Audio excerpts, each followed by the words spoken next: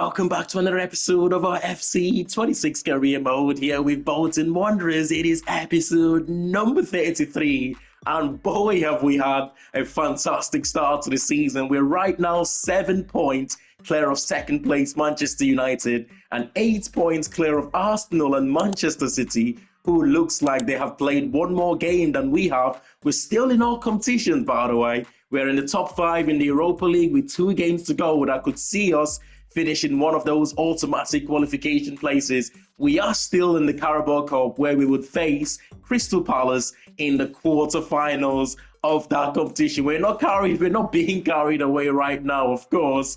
We're just going to take it one game at a time, and I say that whilst currently being carried away. But up next year, we're at home, or away from home, to Bournemouth, a team that we actually had a very good result against them the last time we faced as Bournemouth side. It's one of those rainy conditions which will make this game really frustrating for us. But come on, the Trotters.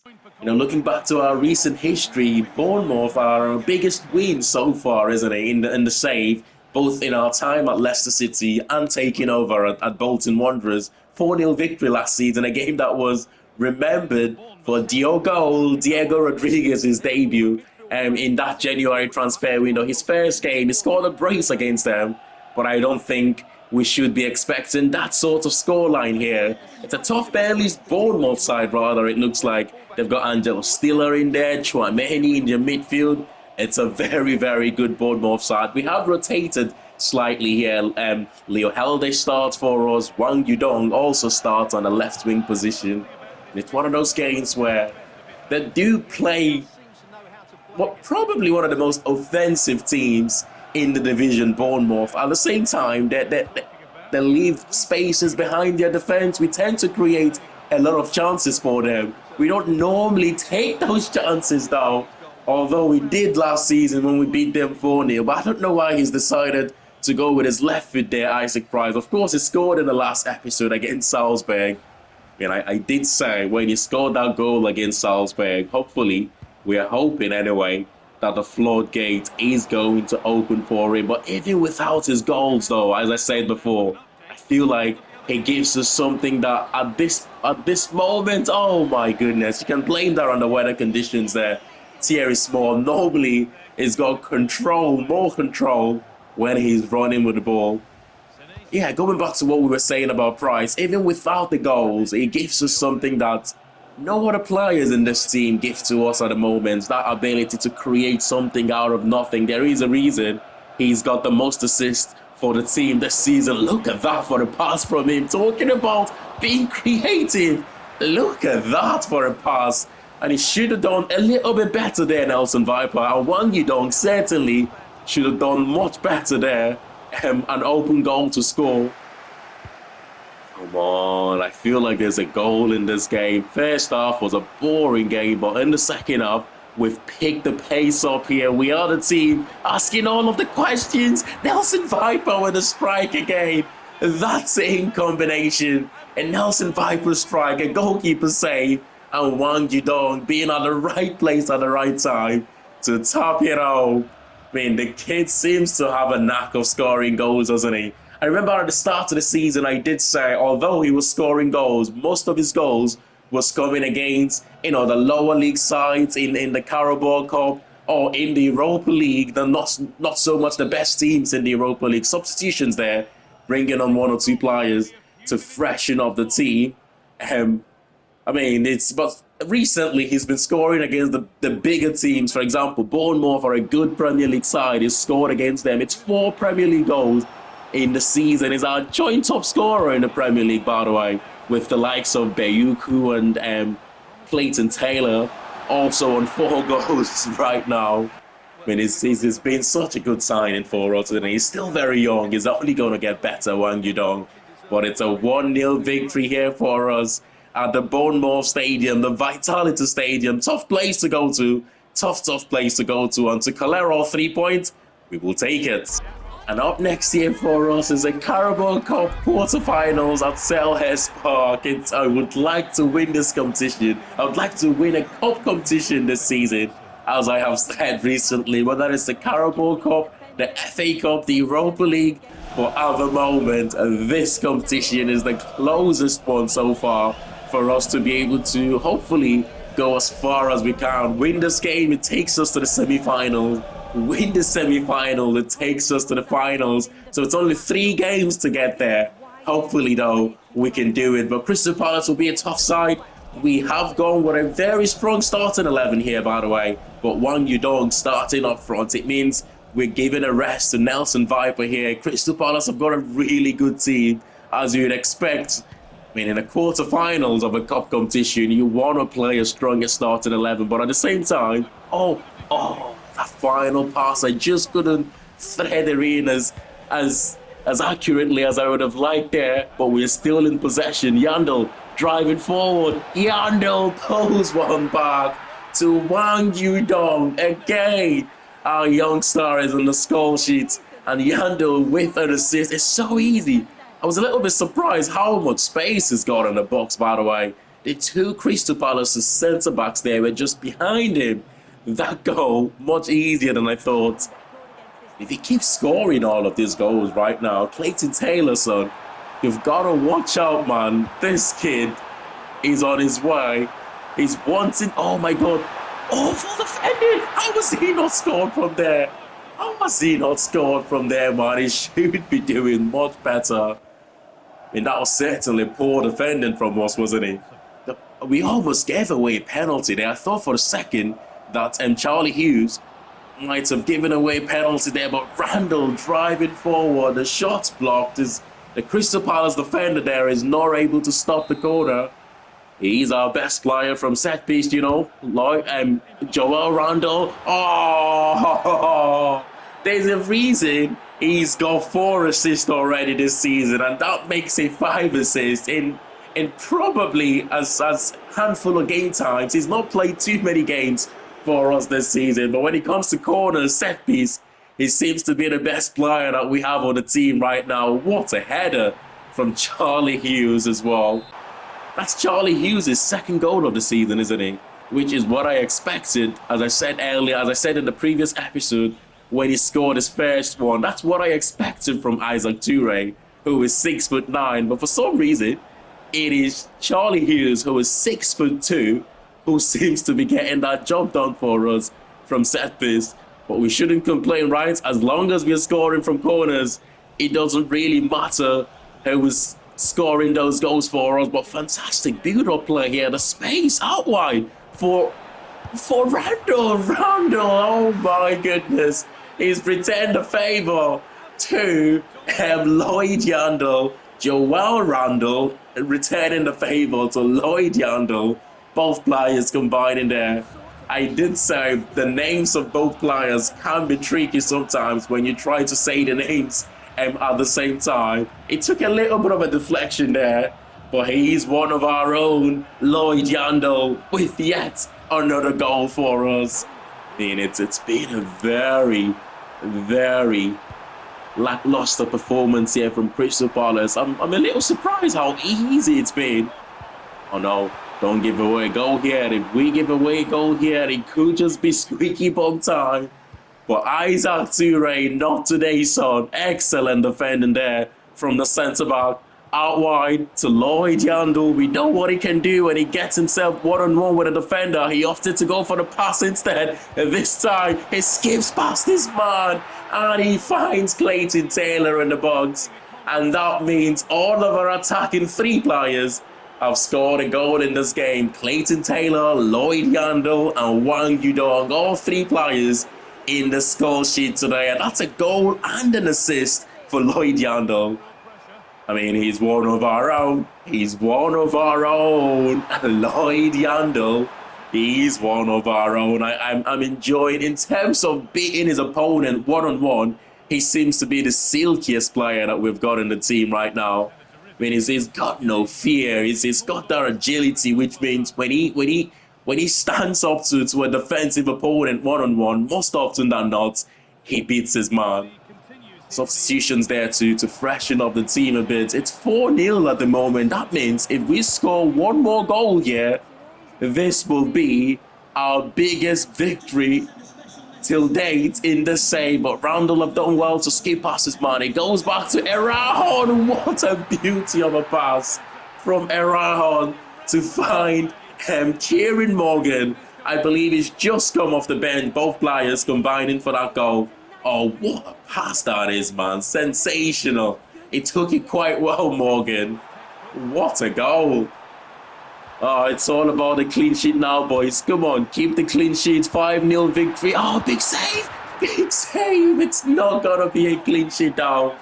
It is Johnston, the former Tottenham white player, pulling one back for Crystal Palace. Brennan Johnson, what is he doing? Does he realise his team are 4 goals down and he's celebrating like they've just won the league? That is incredible, man. Read the room, son.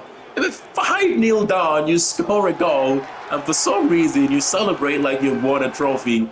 But anyway, it's a 5-1 victory for us. Our biggest victory till date in the Carabao Cup against a very strong Crystal Palace side. We go on to the next one. You know, one of the most incredible things about this season so far is the fact that we're scoring goals, a lot of goals. We're one of the top scorers in the division at this stage. Last season, we relied much more at our defensive efforts, our goalkeepers, to win games. But this season, we are defending even much better, but we are scoring a lot more goals. It makes it difficult for teams to be able to stop us right now. It's still early days this season. We have to still apply a bit of caution as we face Coventry here, one of the recently promoted side. Also in real life, Frank Lampard, I've got them to the Premier League, so Coventry will be a Premier League team next season. That starts in 11. Thiago Marias, who is one of the white players they have, I had him scouted as one of the free agent signing, but Coventry got there before us. I mean, it'll be nice to see what sort of quality the players offer here. They've also got Bassette up front, who was one of the strikers I considered before we decided to go for Nelson Viper. Oh my goodness, Bungard just bullied his way there, but fantastic save from the goalkeeper. But yeah, we cannot complain about the signing of Nelson Viper, right? What a signing it's been for us. 18 goals last season in the Premier League and 10 so far in the Premier League this season. On the lapping run from Thierry Small. Fantastic finish as well. But it's just gone a little bit too early. It's not going to count. That must have been really close, man.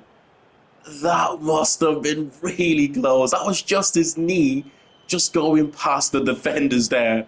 Otherwise, it would have been our first goal of the game. It's not been the most comfortable performance for us from us so far, but yet I will still say we have been the better team in this opening 15 minutes or so. Dink cross there, and Bassette attacks that one. Or is it Bassette? No, it looks like someone else. I'm not exactly sure who that is. But Coventry coming close. I was going to switch that play there, but I don't think it would have got there to Clayton Taylor out wide. But we find Clayton Taylor now. He turns his man. He's going to wait for that overlapping run yet again of Thierry Small. He seems to be the one offering us the attacking threat from out wide right now. And Nelson Viper, he did everything right there. The touch, the turn, get away from his man. Just couldn't apply the finish. So close. Hitting the post there. But Rudoni to Torp to Bassette. Bassette out wide to Rudoni to Marias. Back to Rudoni again, who seems to have a knack of scoring goals, isn't he? Rudoni, I feel like, I mean, oh my goodness. Just before the first half there, we could have conceded. But Frank Lampard, as we know, is, goal scoring threats from midfield. I feel like it's got Rudoni doing a little bit more of that for Coventry this season. He scored a lot of goals for them since he took over. Come on, it feels like one of those games where you get these chances, you don't take it, all of a sudden your opponent goes the other way and they create a chance to punish you. That's poor decision there from Bungard that time. We win the header though, back to Bungard. Bungard to Isaac Price. I waited for the run of Bayuku, but a little bit too late. He will find Bayuku now though. There's just one player in the box. Gonna go for the pullback to Simons! Get in! How many times has he done that for us this season? How many times has he scored a worldie for us this season? His third goal of our Premier League season, matching his tally from last season already. And what is crazy about his goals is when he scores, it seems to be the match winner. We almost go on to win 1-0 or 2-0 by scoring a goal later down the game, last minute goal to make it 2. But when he scores, his goal seems to be crucial. Once again, another goal of the season contender. I wouldn't swap him from it sounds crazy to say this. I think I said in the last episode I wouldn't mind a player like a player like the Brighton centre defensive midfielder. What's his name now? Oh, I can't even remember his name, but I wouldn't mind a player like him in the team. But at the same time, it wouldn't mean putting Simons to the bench. I'll find a way to pair both players, and you can see exactly why. You can see exactly why I said that. It's been so crucial for us. We've got defending to do here now in the final few minutes of the game. It's a big save from Owen Goodman in goal. Oh, it's Coventry. Since we scored that goal, we've had 1 or 2 chances of our own, but it's been Coventry asking majority of the questions. Mariah's from out wide, who's had a good game. Excellent cross to the box. I think it was Rudoni attacking that one, but he was just never going to get there first. Both centre-backs doing very well to prevent the Coventry striker from getting there. And we have secured what could be crucial 3-point for us against Coventry. Simons with one of those weldies, as he tends to do for us in the 64th minute. And that was enough for our 3 points. Oh yeah, Carlos Baleba was the name that I was looking for when I was talking about a Brighton midfielder that I wouldn't mind. But then again, I said I still wouldn't swap him for Javier Simons. It would just mean I'll find a way to pair both players together. But talking about Carlos Baleba, we are facing one of the teams that he has been linked to for quite a while now, and that is Manchester United. After this game, we've got Arsenal to face as well. So 2 tough games, back-to-back games coming up. This one, I do believe it's in front of our home fans. We've got Bungard, Wang Yudong, and Nelson Viper as our forward 3 for this one. It's Deleton Martinez at the back. They've got a Muller who looks like a region playing in that defensive midfield position for them. It's Afif Benjamin Sheshko and Brian Mbumo as their forward 3. It's a strong attacking lineup there from Manchester United. I still don't know that player called Afif, you know. I'm not quite sure which team he plays for in real life. But all I know is, in the last couple of seasons, he's been balling for Manchester United. He was one of the top scorers last season. The shot from Benjamin Sheshko was blocked. The goalkeeper was stuck in 2 minds there, whether to come out and collect that one, or he decided to stay in his line. Crucial save there from him though, and from the cross, which it would have been so unlucky if they scored from a cross. But it's a corner which has been dealt with. Wang Yudong, big tackle. He got there a little bit too late, and I'm sure that is going to be a yellow card to his name at some point when this one goes out of play. But we are in possession now. Trying to apply the press there, but this is what I mean. You've got to get the press right. You've got to go together as a team.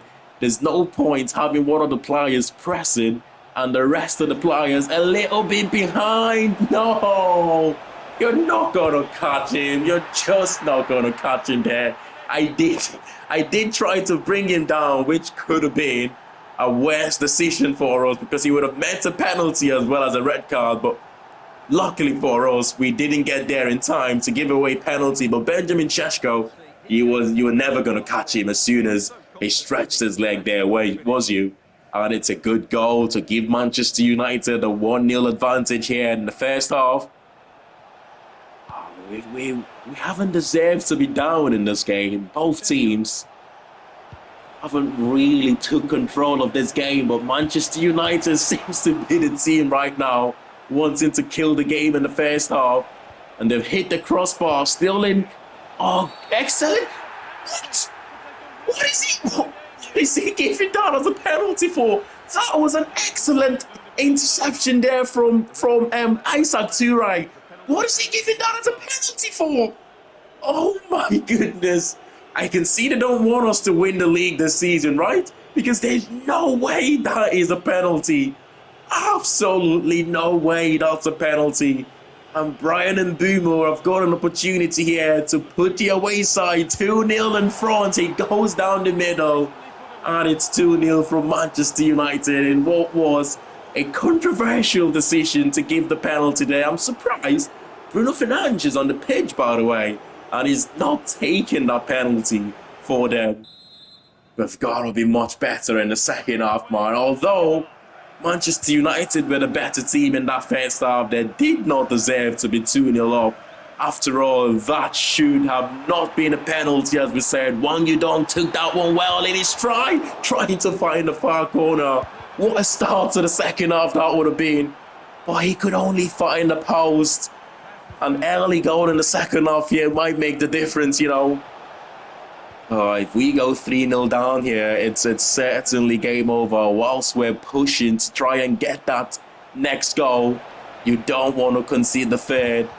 It's Dogu doing well to find a thief. Or was that Kobe Mainu? Possession lost. It's Morgan to Nelson Viper. He plays it into Bungard. Surely we're going to pull one back here. It's Philip Bungard on his right foot. And there wasn't stopping that one. Absolute rocket. Come on, half an hour to go here to try and get the equalizer now. It's game on. We didn't deserve to be 2-0 down in that first half. But right now, we find ourselves in good position to get something out of this game. What a finish that was, though. Matthias de Ligt doing all he could to try and get there. But he was never going to get there. Half an hour to go. It's still a very long time to be able to get something from this one. Come on. Out wide, there is space. Down that right-hand side. Price over the top to Bungard. It's going to get there. Patrick Dogger is quick, though. Not that quick. Oh, my goodness. Nelson Viper. That should have been an equalizer. We've been waiting for a decent opportunity there to fall to our talisman. And that time he did. He could only hit the shot straight into the hand to the goalkeeper. But Kobe Maino in the box. That's good defending from Hughes. No way.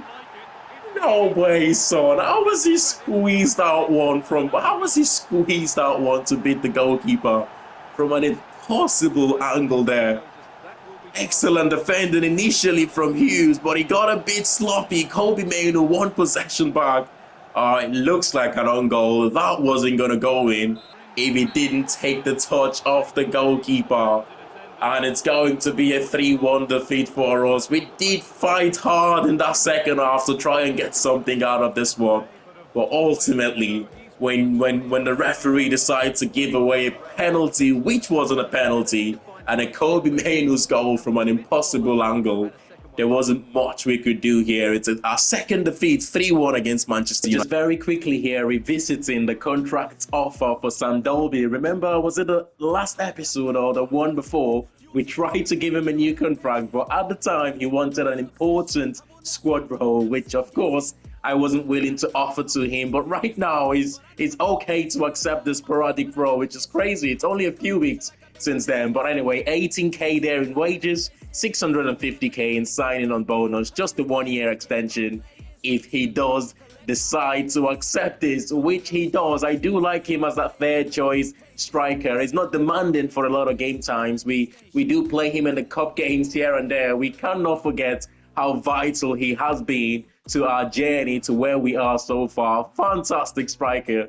Not at this level maybe, but we know what he did back in the championship for us. We will never forget. I also said in the last episode that decision remains the same. We will not be giving George Johnston a new contract. We will accept offers for him when the January transfer window opens. He's got 1 year and 6 months left in his current contract. And honestly, we don't need 5 centre-backs. At the moment, we have got 5 centre-backs. We can afford to let one of those centre-backs leave, and it will have to be Sam Johnston. Up next year, it's Arsenal at the Emirates. We've just lost to Manchester United, one thing we want to try and avoid is back-to-back defeats here if we can. Of course, as we know, Arsenal are one of the toughest teams you would face in the Premier League. They're third right now, and we are 8 points above them going into this game, 7 points above Manchester United. It was 10 points before we faced Manchester United, but of course, losing that game have meant it's now down to 7 points. Come on, the Trotters. Now, as we know from real-life events and the history of this fixture in this save, there don't tend to be too many goals. And I wouldn't be surprised if it's a cagey 0-0, 1-0, or maybe one of the teams nicking it by 1 goal. They are a very good defensive side, Arsenal. It is at the Emirates as well, which also means they've got the ability to score a few goals against you, Arsenal, when it clicks for them. But I haven't looked at the starting 11. Once again, I forgot to press the square button, but I've got Kaniseci in goal, Rubal, Gabriel, Ndika, Nuno Mendes, Zubimendi, Odegaard, Declan Rice, Bukayo Saka, Victor Gyökeres, and Martinelli as the starting 11. Kivior is on the bench. They've also got Grimaldo, Jesus, Madueke, Rudiger, Kai Havertz, and Eberechi Eze on the bench for them in this one. And it's always going to be cagey against Arsenal, man. They create a few chances, but I've noticed they struggle to score goals, especially against us anyway. And at the same time, they don't allow you too many chances. You may be expected to have 1, maximum 2 chances against them. And when you do, you need to be in the right position, in the right frame of mind to convert that chance. It's going to be an early yellow card here for Declan Rice for pulling back. I think that was Randall, maybe. Right? It wasn't Randall, it was Isaac Price. Randall, he doesn't start big games like this for us. That's a good ball to Martinelli out wide. The Brazilian winger keeps hold of possession for his team. He finds Declan Rice, who has been having a poor first half so far here. In 25 minutes, he's given away possession a couple of times. But there is Lloyd Yandel. You know what he's trying to do. He's going to try and cut inside on that right foot, but you just cannot stop him. His agility, man, when he gets himself 1-on-1 there, his agility to get inside that defender, you know what he's going to do, but you can't do too much to stop it. It's going to be given as an own goal, as they tend to do, but that is a shot on target. In my opinion, that goal should go to him rather than an own goal and for the goalkeeper, but I'm sure it's going to be given as an own goal, isn't it? It's going to be given as an own goal. But it doesn't matter.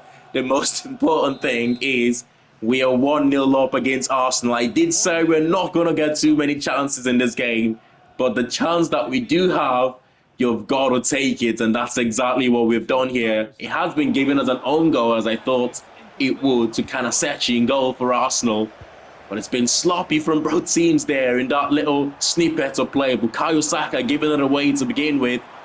But we gave away possession straight back to them. Arsenal on the attack. Zubimendi finds Rice. Declan Rice, who has not had the best of first half so far. Oh my goodness. Odegaard just about getting there first, but haven't done enough to hit the target or trouble the goalkeeper. Arsenal's next game is against Crystal Palace, by the way, as we saw in the previous episode, maybe. They got a 3-1 victory against Manchester City, so that's going to be a tough game for Arsenal in their next game. That's an excellent cross. Bukayo Saka attacking it from that far side, but off target. What a game it's been, man. The first half was cagey. It was pretty much just the big chance for ourselves, which it wasn't really a big chance, let's be honest. But we managed to convert with a goalkeeper's error. The second half, Arsenal have been by far the better team. Bukayo Saka asking all of the questions down that right-hand side, but he could not find the target yet again. In 79 minutes played, man. I'm beginning to feel like we could maybe hang on to collect all 3 points. We're not going to do that by giving possession away like that, though. Javi Simons, you've got to be much better in possession there. Zubimendi is down. That could well be an injury for him. Arsenal might have to make a substitution if he doesn't get up with play. But on the far side, Thierry Small just couldn't pick the right pass. And Arsenal win possession back. The referee is going to stop this one. He's holding his knee. That could potentially look serious for Zubimendi. But ultimately, there will be no more contribution from the Arsenal centre defensive midfielder here. He's going to be taken off, and who is going to replace him? We will take a look in a second. Isaac Price just falling on him there, and it looks like he's done his knee. It looks a bit serious there. It's Eberechi Eze coming on to replace him. I would much rather have Zubimendi on the pitch, compared to Eberechi Eze with a few minutes to go in this game. Oh, that is poor decision from Swansea. That is poor decision from Swansea. That is poor decision from myself to give away possession so cheaply there. He could have just took a touch and find the right pass, and we gave away possession. The shot was saved, but the substitution, Eberechi Eze, tapping that one home. I did say I would much rather have Zubimendi on the pitch as opposed to Eberechi Eze, but what was maybe an unfortunate for Zubimendi to get himself injured there, it turns out to become unfortunate for them with the substitution coming on to replace him. Eberechi Eze getting the equalizer. I told you this was always going to be a cagey game. I felt like we'd done enough to take the 1-0 home, but it's going to be 1-0. Tell you what though, whatever happens in the game against Fulham, win, lose or draw, we would have come out of a very busy month of December much better than I thought we would. Yeah, we lost to Arsenal, or we lost to Manchester United and drew to Arsenal, I should say, but we've won a lot of game in what was a very busy period for us. January is going to be exactly the same, and if we come out of this month in touching distance within the top 4, I will begin to feel much more confident that we could actually finish in the top 4. Right now, our lead have been cut short from 10 points at some point in January. It's now down to 5 points there, it looks like. And Manchester United in second, Newcastle in third, Arsenal in fourth. City are not having the best of season this season. Villa and Tottenham 6th and 7th, Chelsea in 8th, Liverpool in 9th, Nottingham Forest 10th. The bottom 3 still remains Leicester, Coventry and Leeds United. All 3 teams I think could get relegated this season. West Ham are not too far away though, and to be honest, Bournemouth and Sunderland, Crystal Palace, they are not too far away either. Only 5 points separating Leeds United and Crystal Palace there. In the FA Cup, our first round of the FA Cup is going, or the third round where we come into the competition. It's going to be against Barnsley. In the Carabao Cup, we are in the semi-finals where we would face Chelsea in the next episode. Manchester City and Fulham, the other teams in the semi-finals. In the Europa League, with I believe 2 games to go against Real Betis and Villarreal, we're right now 5th in the league table, which is not looking too bad. Aston Villa are doing quite well in the Europa League, but if we just win one of those games against Betis or Villarreal, tough games by the way, I think we have got what it takes I think that should be enough to finish in the top 8, winning one of those games. But smash a like on the video if you have enjoyed this one, and of course subscribe to the channel if you're new to it, and I'll see you all in the next one. Thanks for watching. Bye for now.